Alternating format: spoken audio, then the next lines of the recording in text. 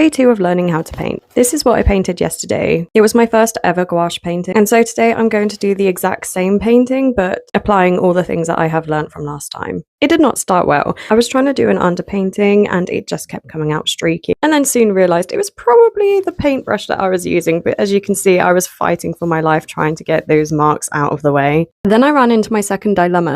I used so much water that it went through the page and activated the other painting.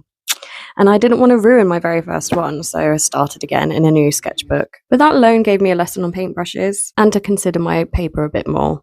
I learnt about getting the consistency right for this paint from my last painting, so the background on this one was actually so much quicker than the first one.